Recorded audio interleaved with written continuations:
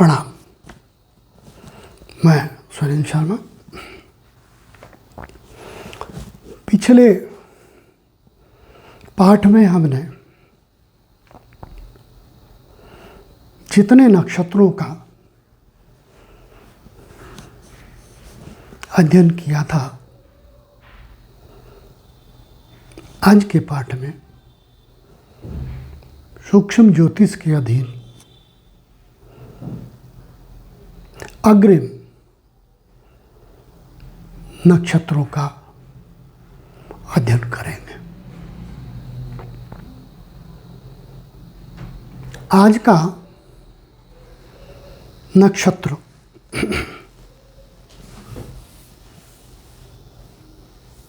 जिन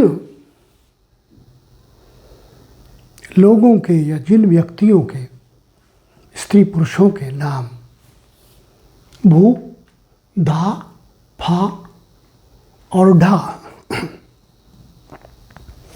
इसमें धै, फै और ढै भी आ जाते हैं तथा छोटी मात्रा वाला भू भी आ जाता है। इन 8 अक्षरों से, क्योंकि मात्रा परिवर्तित होने पे 4 और जुड़ जाते हैं, 4 ये हैं। इनसे प्रारंभ होते हैं तो उनका नक्षत्र पूर्वाषाढ़ा होता है।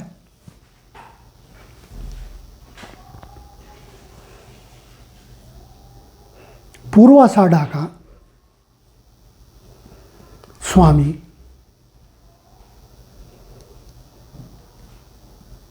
शुक्रदेव है।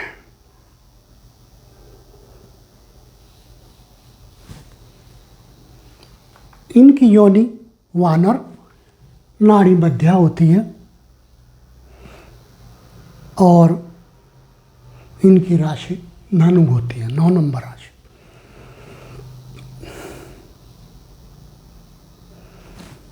पूर्वाषाढ़ा में शुक्र के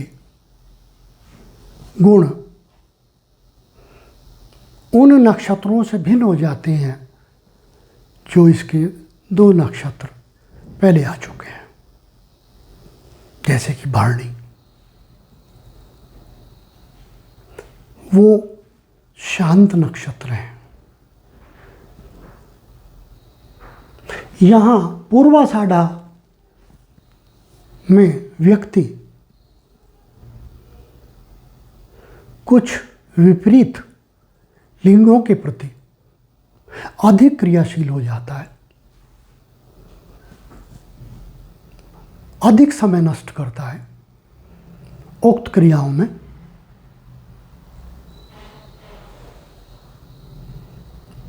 उक्त कर्मों के लिए मारपीट भी कर लेता है, जोर जबरदस्ती भी कर लेता है।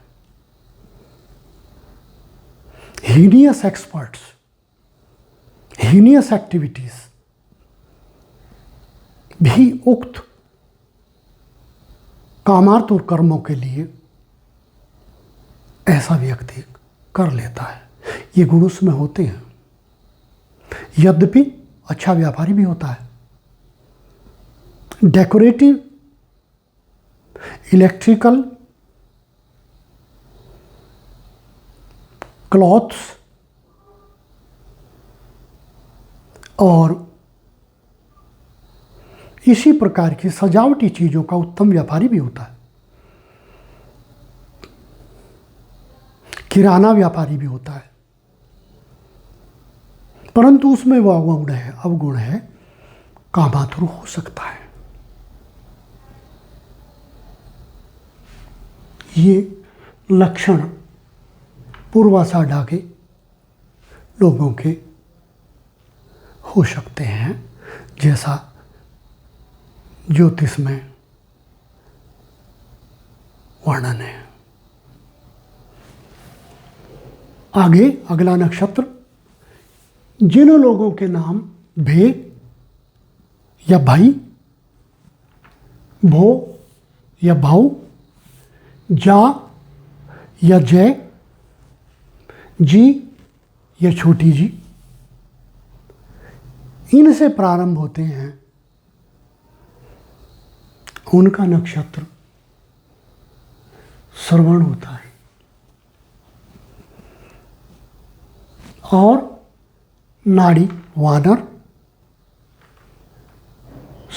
योनि वानर, नाड़ी अंत्य, राशि मकर। इसमें दो विरोधाभास हैं। श्रवण का स्वामी चंद्रमा, राशि का स्वामी शनि। योनि का स्वामी वानर, अशांत चंद्रमा, मन से शांत, कर्म से तीव्र,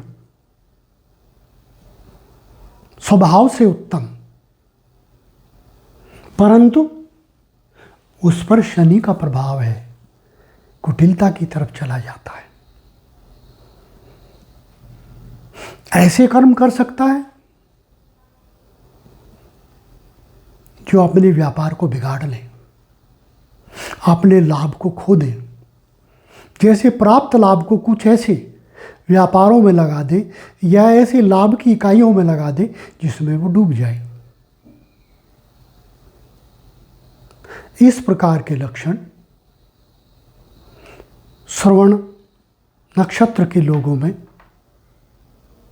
बताए गए हैं। अगला नक्षत्र, जिन लोगों के नाम गा या गे, गी या छोटी गी, गो या छोटे गो वाला और गे या गई से प्रारंभ होते हैं, उनका नक्षत्र धनिष्ठा होता है।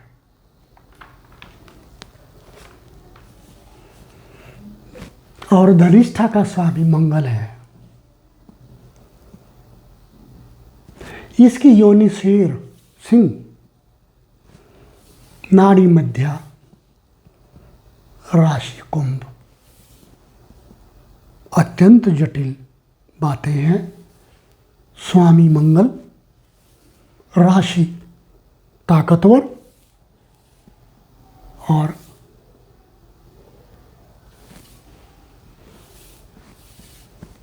योनि ताकतवर और राशि कुटिल ग्रह की।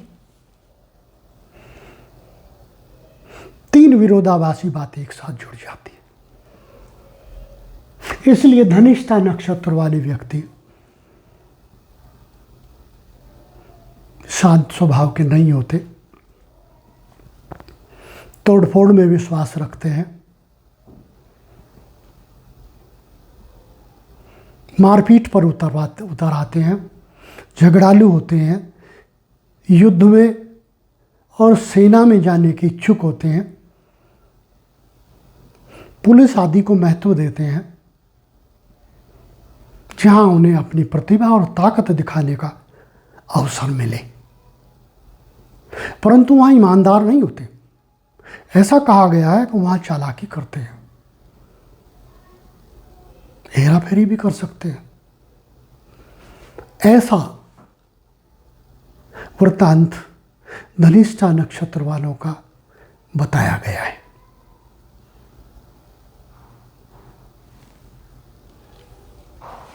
अगला नक्षत्र, जिन लोगों के नाम गो या गौ, सा या से, सी या छोटी सी, सु या छोटा सु से प्रारंभ होते हैं, उन सब का शतभिषा नक्षत्र होता है। और अश्वनाड़ी होती है।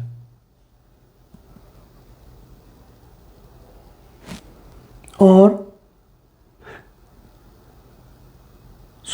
अश्व योनि होती है और आदि नाड़ी होती है। क्योंकि नाड़ी बीच में से छूट गई थी, आगे चली गई, इसलिए लास्ट में लिखी। इस सब को मैं खुद ही तैयार करता हूँ। एक लेसन 20 मिनट का एक लेसन पढ़ाने के लिए 3 दिन तैयारी करनी पड़ती है, क्योंकि ये सब योजना बना करके उसको लिखना, पाठ का रूप देना, ये सब मैं खुद ही करता हूँ। क्योंकि अध्यापन से जुड़ा रहा हूँ, प्रवक्ता रहा हूँ, तो मेरे लिए इन सब को लिखना तो कोई कठिन की बात नहीं है। वाइट बोर्ड पे मैं इन्हें 5-7-10 मिनट में लिख सकता हूँ, लेकिन वहाँ सिखाना उतना उत्तम नहीं होगा। मनुष्य के मस्तिष्क में उतना प्रभावी रूप से नहीं बैठ पाएगा, जबकि इस विधि से उत्तम तरीके से सिखाया जा सकता है। वो बात अलग है, कई बार शब्द आगे पीछे भी हो जाते हैं, जबकि टीचिंग करते समय आगे पीछे नहीं होते। ये लिखने में आगे पीछे हो जाते हैं तो फिर बोलने में भी आगे पीछे हो जाते हैं।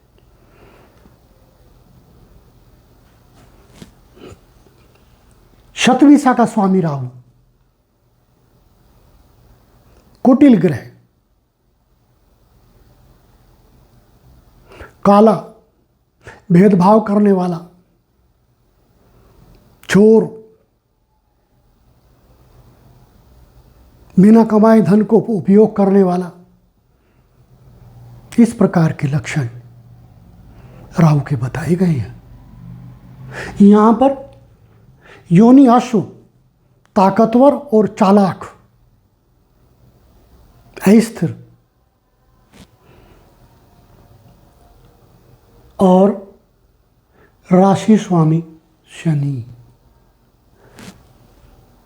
कुटिल, अभद्र, अनैतिक कार्यों को बढ़ावा देने वाला, चोर और चालाक, अशुभ। परंतु शतभिषा नक्षत्र में इस सब के प्रतिकूल है। इस नक्षत्र को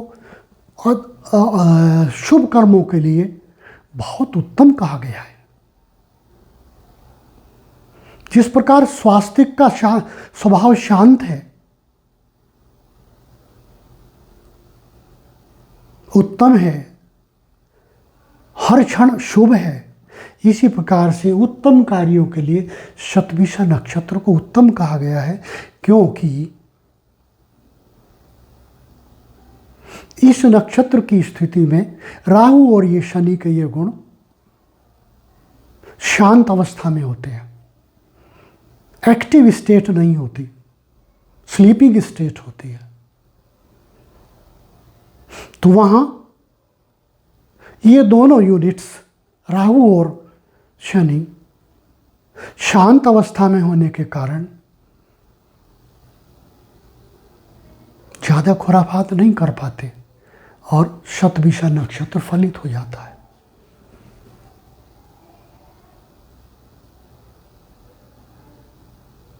इसलिए व्यक्तियों को जो भी शुभ कर्म करना हो, इंतजार करें, शतभिषा नक्षत्र में करें, और यदि ये उत्तम दिन को आ जाए तो शुभ ही शुभ, जैसे कि सोमवार, बृहस्पतिवार या शुक्रवार।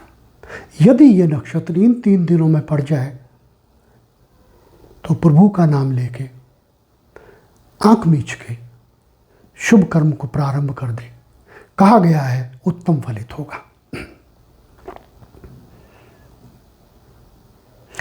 अगला नक्षत्र, जिन लोगों के नाम से या सही, सो या सौ, दा या दे, दी या छोटी दी से प्रारंभ होते हैं, उन सब का नक्षत्र पूर्व भाद्रपद होता है।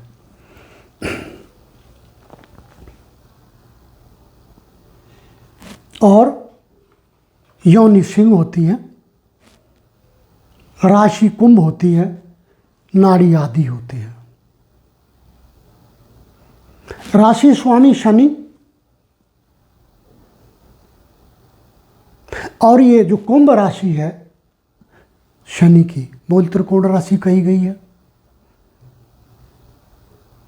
यदि अन्य ग्रह इसकी युति में शुभ हों तो मूल त्रिकोण राशि में ये उन्नति कराता है।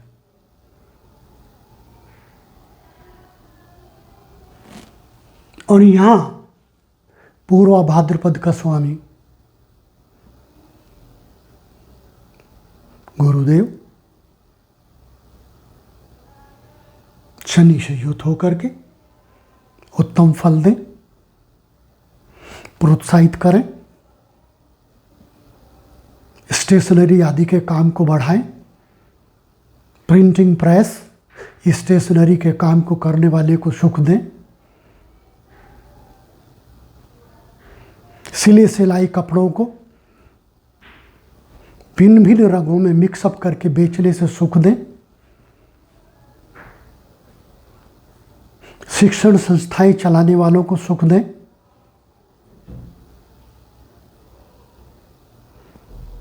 इस प्रकार के लक्षण पूर्वा भाद्रपद वालों के माने गए हैं।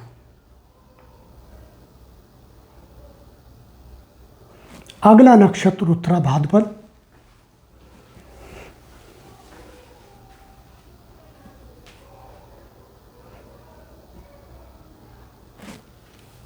और योनि गो होती है, नाड़ी मध्या होती है। ये लोग गर्म स्वभाव के,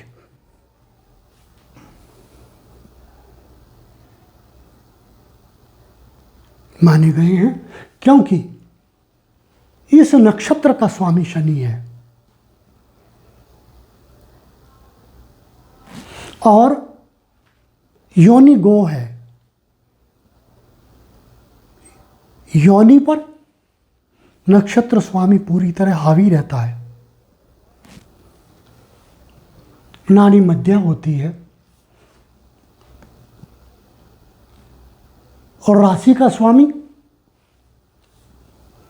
यहां से आगे जो राशि का स्वामी है बृहस्पति देव चल जाते हैं, क्योंकि यहाँ से आगे की लोगों की राशि मीन होती है और मीन राशि बृहस्पति देव की अच्छी राशि नहीं है, जितनी कि 9 नंबर राशि है, धनु है। वृश्चिक राशि में मीन राशि में गुरुदेव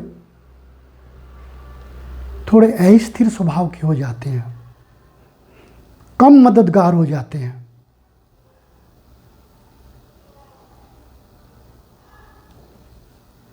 इस कारण यहां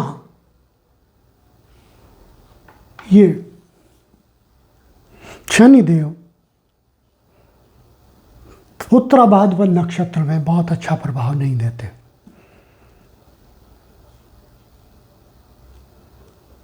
इसलिए ये लोग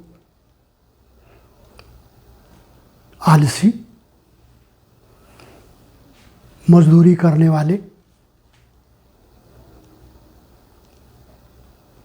यदि व्यवसाय करें तो किसी अन्य की सहायता में करें, मिलकर, स्वतंत्र ना करें। स्वतंत्र व्यापार करने में भय लगे लॉस का, और स्वेच्छाचारी, जिसे व्यवहारिक भाषा में इखल खुरा कि सब कुछ खुद ही रखना चाहे, लोभी,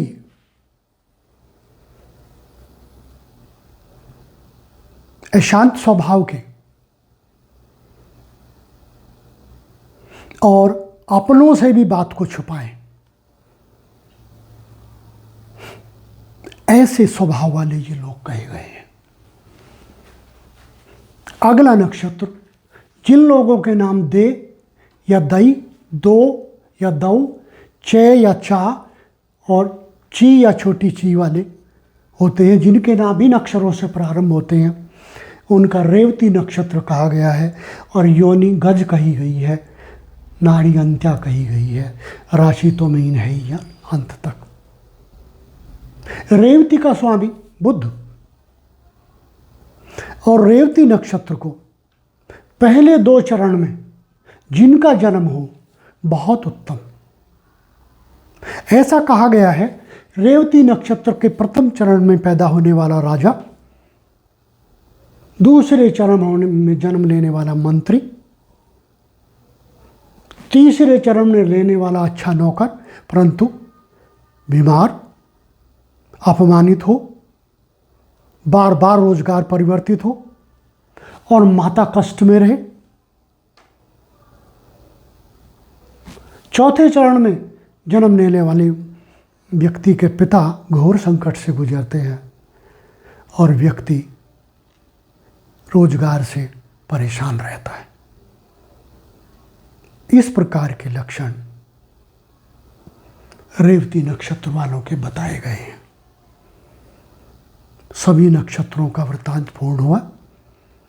अब मैं आशा करता हूँ कि यदि इन सब बातों को आप सब लोग या हम सब लोग याद रखेंगे तो आगे जब मैं गुण मिलान पर चलूँगा वहाँ सब ध्यान आ जाएगा कि गुण मिलान बस यही सब है। पूरा हो गया। तो ये सब पूरा हुआ। अब अगले पाठ में हम आगे चलेंगे। यदि मेरे द्वारा टीच किया गया लेसन आपको भाए तो रिक्वेस्ट है